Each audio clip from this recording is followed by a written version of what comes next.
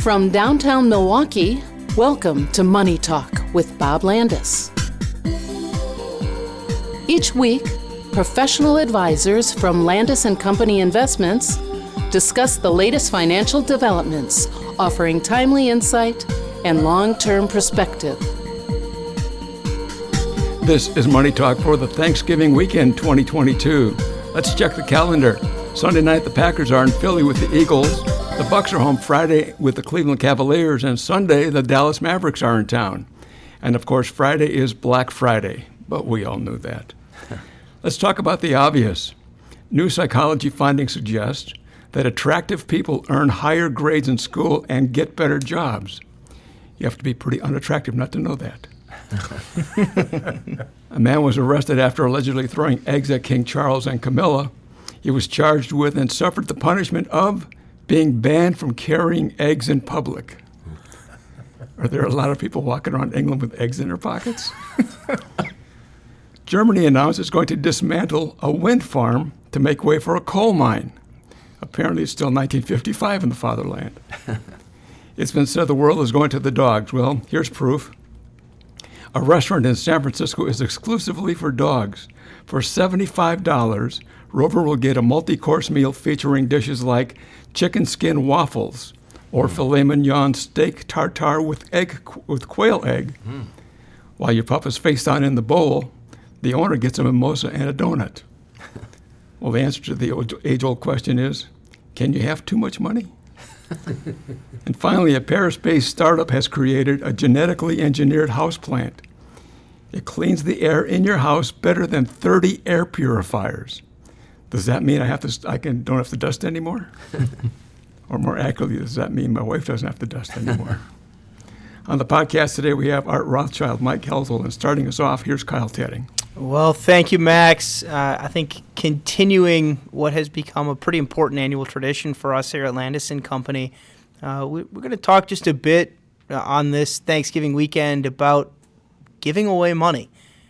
And a lot of ways to do that, a lot of people, I think, that are very deserving of that money.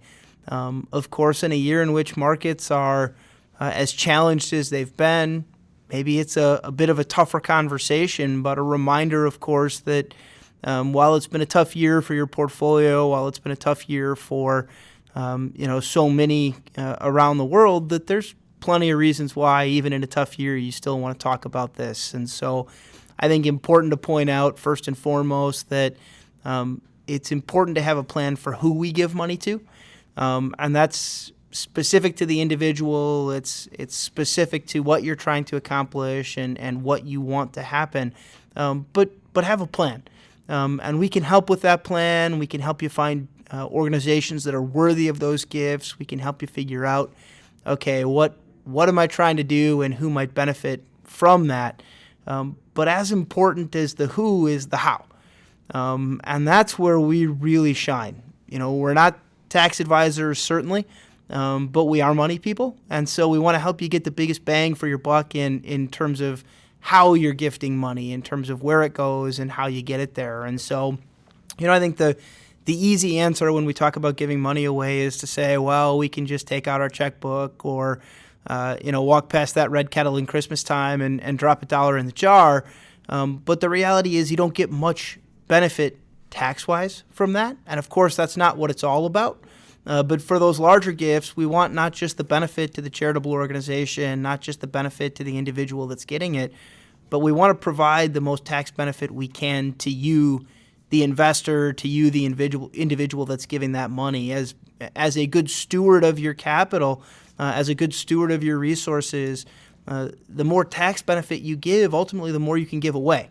And so I think the key is to best support the organizations you want to support. You want to get the biggest tax bang for your buck you can. And so in that vein, Art, one of the easiest ways we have, and less easy this year with so many things down, but one of the easiest ways we have to give money away is just to look at our accounts and figure out what's done the best, what's made the most money for us over the years, and then turn around and gift that very asset. Of course, you want to gift it to someone who's not going to have to pay that tax bill, and so that generally means 501c3 charities. but giving appreciated securities is a great way to give a lot and avoid the tax liability of doing it. Yeah, it's very helpful too. An example: if you have a stock that you paid $1,000 for that's worth $2,000, you can give it away and, as you suggest, not pay the tax on the gain and get a benefit for giving it to charity. You get a tax benefit. Maybe I'll come back to that. Another useful purpose for this type of giving is if you don't know your cost basis, and you have a stock that's appreciated and you just don't know what you paid for it. If you were to sell it, you'd have to pay tax on the entire gain. If you give it away, you've cleaned up your portfolio a little bit by virtue of that. A caveat here is if you don't itemize, you're not going to get a tax deduction or a benefit from the tax deduction for giving the appreciated stock to charity. And so for married couples under 65, for 2022, I don't have the 23 numbers in front of me, but the standard deduction was about $26,000, $25,900 for a married couple, and $12,950 for a single person. So again, you're not only going to get a tax benefit, but you're definitely going to benefit a charity, and you'll definitely be able to clean up, your portfolio by giving away something you don't have a cost basis for. And often it's that stock you bought 20, 30, 40 years ago, and it was a great idea at the time. It looks like an even better idea now because it's gone to the moon. But of course, the reality is that if you want to give money, it's a good way to give it away because the charity's not going to pay tax when they sell the stock. You'd have to pay it to give them cash.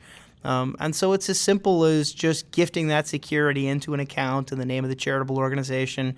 It sounds complicated. Most of the organizations that you'd want to give money to have something set up. They've got instructions on file on how to make this happen. And it's as simple as just reaching out and asking, what would it take for me to give you this stock? What would it take for me to give you this fund? And so, definitely consider that as an option.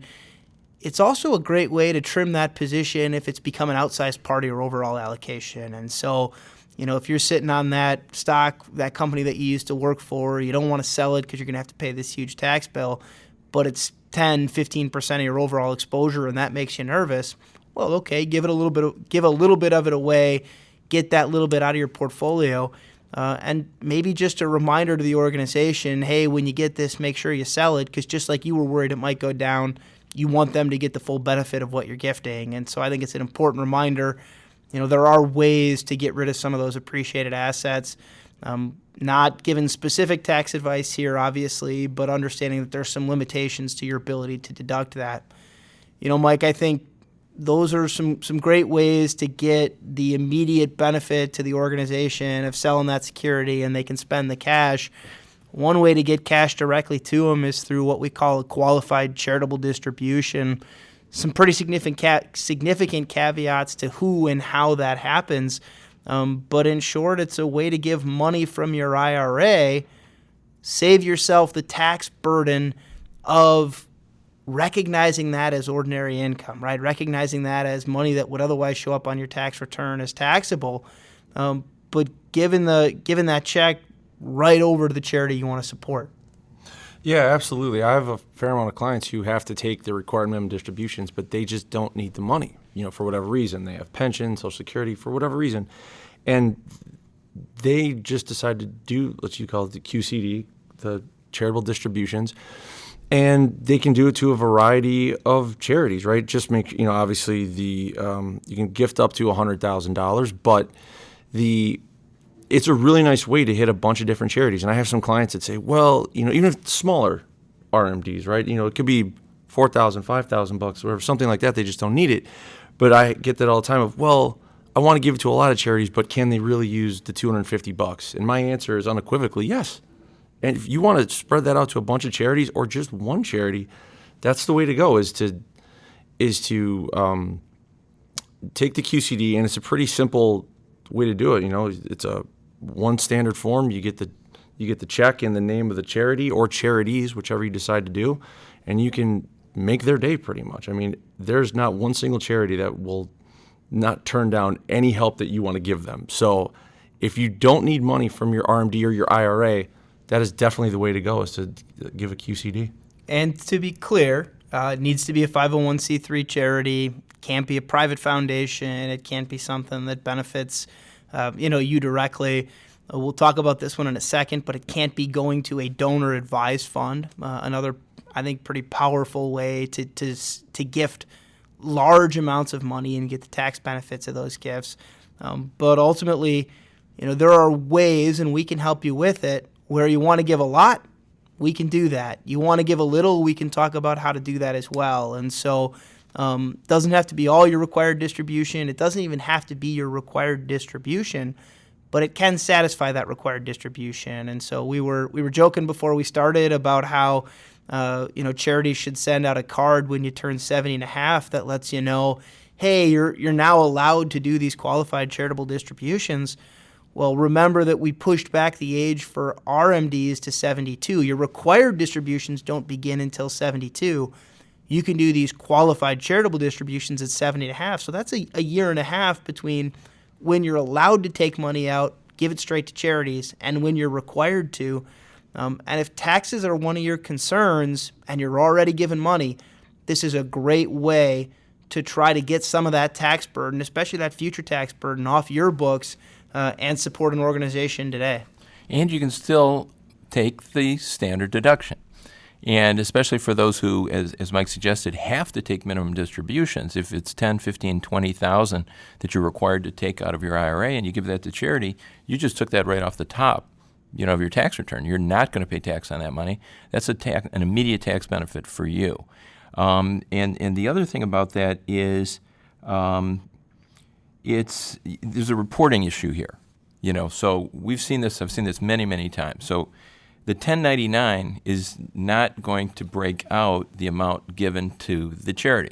It's going to be a gross amount of your RMD. So it's very important for you to tell your accountant that you've done these things. I can't tell you how many times we've seen that not done correctly. So if you do these, we'll help you do it, but then we might remind you to tell your accountant, but be sure and inform your accountant, or you're not going to get a tax benefit, because if that person picks up just the gross amount of the distribution from the 1099, it's not going to reflect that QCD. So just a caution there. And of course, that 1099 are the retirement account distributions, the document that when you start taking money out of your IRA, you're going to see, before tax day every year. It is going to show that you took the money out, and it's up to you and your tax preparer to say, here's where it went, here's why this isn't a taxable distribution to me. And, Art, you rightfully point out, we're going to help with that conversation. We're going to help you remember, here's where it went and here's why. But it is on you, the taxpayer, to make sure that we get that. I foreshadowed in that conversation I think another pretty meaningful way that over the years we've found to give money, it's called a donor-advised fund. It's a way where, especially in a year in which you want to give a lot of money, you can get the tax benefit of that gift immediately by setting up this account. And there's over 1 million of these out there now in the U.S., but funds that essentially go into an account designated for charity, not even a specific charity, but just the idea of charity down the road, you get the tax benefit immediately. So imagine you sell a business, you've got a large tax bill coming due, and you know for sure that it's going to push you in the highest tax bracket. But in future years, maybe you're going to be in a lower tax bracket. Well, set up that donor-advised fund, put all the money in that account in that 1 year. You get the tax benefit and the higher income tax bracket that you're in. And in future years, then you can start to figure out, where do I want this money to go? Of course, we're hitting record distributions from these donor-advised funds. It was north of $45.5 billion in 2021. That's year over year. Over the last decade, we've seen about 20% growth per year in money coming out of these accounts. And it's because people over the last decade have really taken advantage of the ability to fund these accounts without a specific idea in mind of which charity the money ultimately goes to. There's some cost for it. There's certainly some burdens to getting it set up. But if you're thinking of a year in which you want to make a particularly large gift, I think it's a great way to do it. the question I always get is, well, how much of this money ultimately gets paid out, and how quickly does it ultimately get paid out? Because the last thing we want is for money designated for charity to just sit on the books somewhere. Well, remember, while it's sitting, you get to invest it. So in most years, you see it grow. And on average, we're seeing a little north of 20% paid out from these accounts. And so it isn't strictly a vehicle that's just a holding place for money that nobody ever benefits from. It truly is a place where, on average, about a fifth of the account is paying out every year to charities. People can put more money in. Yeah, these are ways to take advantage of the tax system a little bit, but that's what this is about, is getting the most benefit out of those dollars as you possibly can. I think we spend a lot of time talking about organizations, about charities. Sometimes it's about helping the people in our own families. Sometimes it's about seeing our own family members or those close to us enriched by our gifts. Not limited to 501c3s, are a variety of ways to gift some money to family members, a variety of ways to kind of stay under some annual exclusion limits without really triggering too much record keeping. Yeah, there's an old saying that charity begins at the home or in the home. And so in this case, and most investors, most of our listeners are aware of the fact that you can make gifts to members of your family or anyone else. In 2022, the limit is $16,000 per donee. That goes up to $17,000 in 2023. And there's something called gift splitting. So if you a husband and a wife want to share in that gift, you can double that amount, no matter who it comes from. And then, as Kyle has reminded me, you can quadruple it, actually, if you have a married couple that you're giving it to. So do the math. It's a lot of money you can give away each year. But then I've got clients who want to give away even more. So if you want to give away 50, 60, 70, whatever more than that, you can, because you have to be very wealthy to be even impacted by the gift tax. Yes, there's a filing requirement. Accountants can do that for you, but the exclusion, as Kyle points out, is $12 million per person. Or not the exclusion, but the amount that you can pass tax-free, when you file a gift tax return. That's above and beyond that $16,000 or $17,000. So it's almost unlimited for most folks what you can give away. This is the season. Give it away, if you've got it. And it can be appreciated property as well. But in that case, you have a carryover basis. So the person who receives the property will have your same cost basis. Maybe a good way to lighten your load as far as possible. Tax costs if you were to sell something. On the other hand, if you pass with the property you would have given away, the beneficiary, especially in Wisconsin, will get a step up and not have to pay the tax. So there's some things to be discussed, as far as gift planning goes, even to family members. Yeah, I think especially as you get into gifting property, especially as you get into some of the higher dollar limits, it's when the tax advisor becomes more important. Know what the plan is, stick to the plan, know how you're going to account for it. Mike, maybe the only other thing I'd mention, and this was a change in recent years, as far as college expenses, it used to be that only parents could pay for their kids' college. That was expanded a little bit in recent years to include the ability for grandparents.